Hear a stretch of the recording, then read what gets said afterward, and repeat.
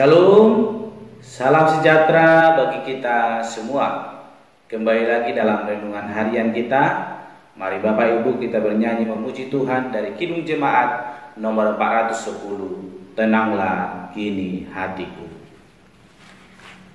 Tenanglah kini hatiku, Tuhan memimpin langkahku. Di tiap saat dan kerja tetap ku rasa tangannya. Tuhanlah yang membimbingku, tanganku dipegang teguh. Hatiku berserah penuh, tanganku dipegang teguh. Tuhanlah yang membimbingku, tanganku dipegang teguh. Hatiku berserah penuh, tanganku dipegang teguh. Amin. Mari Bapak Ibu kita membuka Alkitab kita dari Injil Matius pasalnya yang ke-14, ayatnya yang ke-22 sampai dengan yang ke-36. Demikianlah firman Tuhan dengan perikop Yesus berjalan di atas air. Sesudah itu Yesus segera memerintahkan murid-muridnya naik ke perahu dan mendahuluinya ke seberang. Sementara itu ia menyuruh orang banyak pulang. Dan setelah orang banyak itu disuruhnya pulang, Yesus naik ke atas bukit untuk berdoa seorang diri. Ketika hari sudah malam, ia sendirian di situ. Perahu murid-muridnya sudah beberapa mil jauhnya dari pantai dan diombang-ambingkan gelombang karena angin sakak. Kira-kira jam 3 malam datanglah Yesus kepada mereka berjalan di atas air. Ketika murid-muridnya melihat dia berjalan di atas air, mereka terkejut dan berseru, "Itu hantu!" Lalu berteriak-teriak karena takut. Tetapi segera Yesus berkata kepada mereka, "Tenanglah, aku ini, jangan takut." Lalu Petrus berseru dan menjawab dia, "Tuhan, apabila Engkau itu, suruhlah aku datang kepadamu berjalan di atas air." Kata Yesus, "Datanglah." Maka Petrus turun dari perahu dan berjalan di atas air mendapatkan Yesus. Tetapi ketika disarasanya tiupan angin, takutlah ia dan mulai tenggelam, lalu berteriak, "Tuhan, tolong aku." Segera Yesus mengulurkan tangannya, memegang dia dan berkata, "Hai orang yang kurang percaya, mengapa engkau bimbang?" Lalu mereka naik ke perahu dan angin pun redalah. Dan orang-orang yang ada di perahu menjawab menyembah dia, katanya, "Sesungguhnya engkau anak Allah." Setibanya di seberang mereka mendarat di Genesaret. Ketika Yesus dikenal oleh orang-orang di tempat itu, mereka memberitahukannya ke seluruh daerah itu. Maka semua orang yang sakit dibawanya kepadanya. Mereka memohon supaya diperkenankan menjamah jubahnya, dan semua orang yang menjamahnya menjadi sembuh. Amin. Bapak Ibu saudara yang terkasih, dalam renungan kita hari ini saya berikan tema bagi kita, yaitu tenanglah. Berbicara kata tenang, mungkin mengucapkannya sangatlah mudah. Namun untuk tenang di tengah-tengah kekacauan, di tengah-tengah keadaan yang sulit, mungkin sangat sulit. Bapak Ibu saudara terkasih, ketika seseorang mengalami persoalan hidup, mengalami masalah, mengalami beban, mungkin tidurnya pun sangatlah susah. Jangankan untuk tenang, untuk berdiam sebentar pun mungkin sangat sulit. Namun firman Tuhan hari ini mau mengajak kita untuk tenang. Jangan merasa khawatir ketika sesuatu hal terjadi dalam hidup kita. Sebagaimana firman Tuhan semalam berkata bahwa mukjizat itu nyata dalam hidup kita. Dan itu juga yang mulai terjadi dalam kehidupan murid-murid Yesus. di mana setelah Yesus memberikan makan 5.000 orang laki-laki banyaknya, belum termasuk perempuan, Yesus menyuruh mereka pulang setelah kenyang dan memerintahkan murid-muridnya untuk menyeberang ke pulau seberang. Dan Yesus masih tinggal di situ dan naik ke atas bukit dan berdoa. Bapak Ibu yang terkasih, kita akan melihat ada suatu kejadian kembali yang boleh membuat iman percaya kita semakin percaya kepada Yesus Kristus, bahkan tenang dalam keadaan sesulit apapun yang sedang kita alami, di mana Yesus memerintahkan supaya murid-muridnya bergeser ke seberang melalui danau, melalui perairan dengan sebuah perahu. Mereka pergi meninggalkan Yesus, mendahului Yesus Kristus, sedangkan Yesus masih tinggal di tempat itu dan berdoa kepada Allah yang ia sembah, yaitu Bapa yang telah mengutusnya datang ke dunia ini.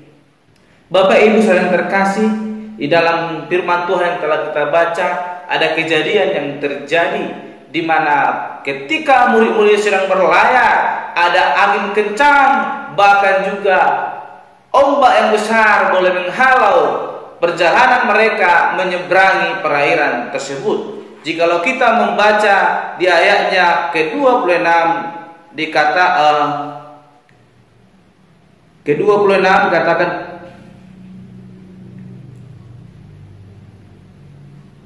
ayat ke-24, perahu murid-muridnya sudah beberapa mil jauhnya dari pantai dan diombang-ambingkan gelombang karena angin sakar.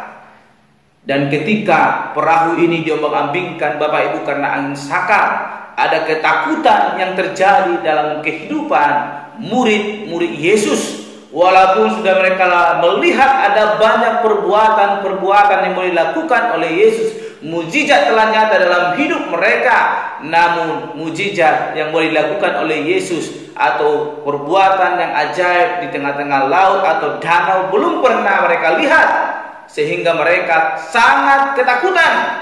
Tetapi Yesus mengetahui apa yang sedang mereka alami. Yesus tahu bahwa situasi akan terjadi dalam kehidupan mereka, sehingga Yesus memerintahkan mereka pergi mendahului Yesus, sedangkan Yesus pergi berdoa. Kalau kita melihat Bapak Ibu, perahu itu telah jauh meninggalkan Yesus, beberapa mil dari tempat Yesus berdoa, sedangkan Yesus masih naik ke atas bukit dan berdoa. Kalau kita mungkin melihat membuat suatu jarak, mungkin Yesus tidak bisa lagi melihat keadaan murid-murid yang sedang diombang-ambingkan oleh angin sakal itu. Tetapi Yesus yang Maha Kuasa tahu keadaan mereka, sehingga pada jam 3 pagi Yesus menghampiri mereka, bukan dengan menaiki sebuah perahu, namun berjalan di atas air. Mustahil Bapak Ibu, setiap manusia yang ada di dunia ini boleh berjalan di atas air, sehingga itu yang membuat murid-murid ketakutan.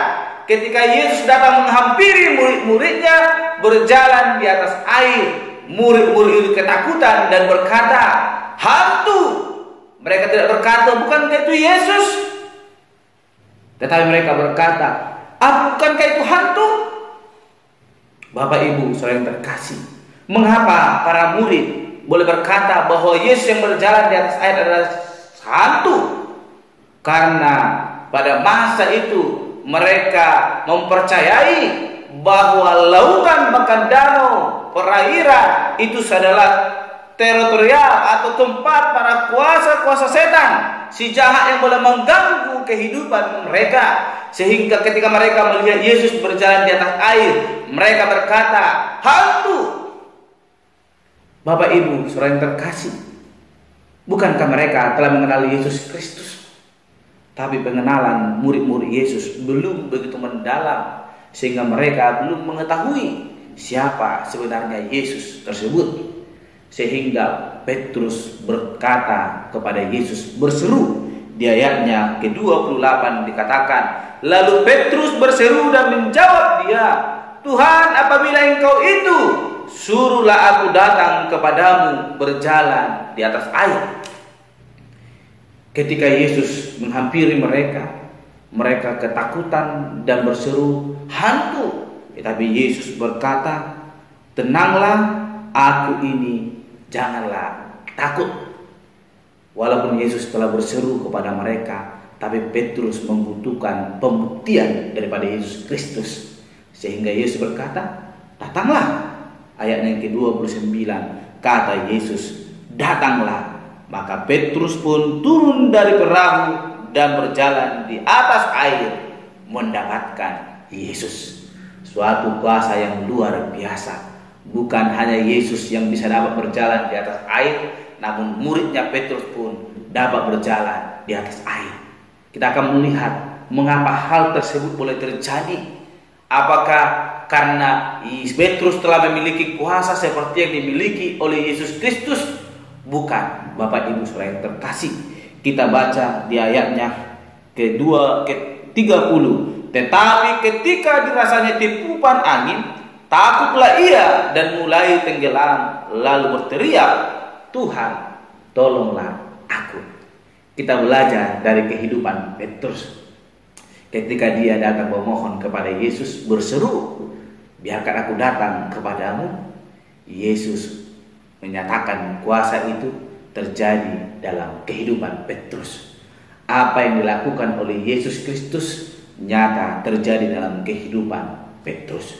Yesus berjalan di atas air, Petrus pun dapat berjalan di atas air karena imannya kepada Yesus Kristus. Namun iman Petrus belum sungguh-sungguh tertuju kepada Yesus Kristus, sehingga ketika gelombang itu menghampiri kehidupannya, dia fokus kepada gelombang itu, tidak fokus kepada Yesus Kristus, sehingga menenggelamkan Petrus.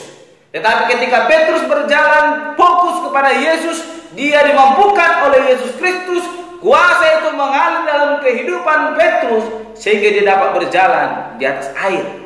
Sehingga Bapak Ibu, sebagai tema kita hari berkata tenanglah, supaya itu adalah kita fokus kepada Yesus Kristus. Persoalan apapun yang kita alami, ketika kita tenang berfokus kepada Allah, mempercayakan hidup kita kepada Yesus Kristus, maka Allah akan memampukan kita lewat kuasanya di dalam melewati setiap gelombang-gelombang kehidupan. Sebagaimana Petrus melalui gelombang-gelombang lautan yang menghardik kehidupan perjalanan mereka. Tapi ketika Yesus ada dalam hatinya, Petrus dimampukan melalui hal tersebut. Tetapi ketika Petrus fokus kepada persoalan itu, fokus kepada gelombang yang boleh menerpanya, dia hanyut tenggelam, dihantam oleh gelombang-gelombang persoalan itu. Demikian dengan kehidupan kita Bapak Ibu. Ketika kita tidak fokus kepada Allah, maka gelombang-gelombang persoalan akan membalut kehidupan kita, bahkan menenggelamkan kita. Namun ketika kita fokus kepada Yesus Kristus, menenangkan hati kita, membiarkan Yesus bekerja dalam hidup kita, maka kita akan merasakan mujizat itu nyata dalam hidup kita. Sebagaimana 5.000 orang diberi makan oleh Yesus. Tiada yang mustahil bagi Allah. Tiada yang mustahil. 5 roti 2 ikan Tuhan cukupkan untuk 5.000 orang laki-laki banyaknya. Belum termasuk perempuan dan anak-anak. Apalagi hidup kita yang sekecil ini. Tuhan mampu memelihara kehidupan kita. Tuhan butuh fokus kita. Hati kita yang mau tenang datang kepada Yesus Kristus, sehingga kita dapat melalui persoalan yang sedang kita alami. Sebagaimana Petrus melupakan persoalan itu, fokus kepada Yesus sehingga dia mampu berjalan. Namun ketika dia fokus kepada gelombang itu, dia hanyut tergulung, hanyut ditenggelamkan oleh gelombang itu. Jangan biarkan hidup kita hanya dihempas oleh gelombang persoalan dunia ini. Tapi biarlah persoalan dunia ini boleh kita lalui bersama Yesus Kristus, dan kita mengalami kemenangan dengan sikap yang mau tenang, mempercayakan hidup kita kepada Yesus Kristus, sehingga Yesus Kristus yang boleh bekerja menolong kita di dalam menghadapi setiap persoalan yang ada dalam hidup kita. Amin Bapak Ibu, tenanglah, biarkan Yesus bekerja dalam hidup kita. Amin. Mari kita berdoa. Bapak Surgawi, terima kasih untuk renungan hari ini. Firman Tuhan berbicara supaya kami tenang dan fokus kepada Engkau sebagai juru selamat kami, sehingga hidup kami boleh mengalami kemenangan sebagaimana Petrus mengalami kuasa-Mu, boleh berjalan di atas air. Namun ketika dia tidak fokus, bahkan tidak tenang, percaya kepada Allah, maka dia ditenggelamkan oleh gelombang-gelombang danau itu. Jangan biarkan hidup kami dihantam oleh gelombang persoalan di tengah dunia ini, tapi mampukan kami Tuhan boleh melaluinya bersama dengan Engkau, bersama dengan kuasa yang Engkau boleh nyatakan dalam hidup kami. Terima kasih Bapa, dan nama kami berdoa dan mengucap syukur. Haleluya. Amin. Shalom Bapak Ibu, Tuhan Yesus memberkati.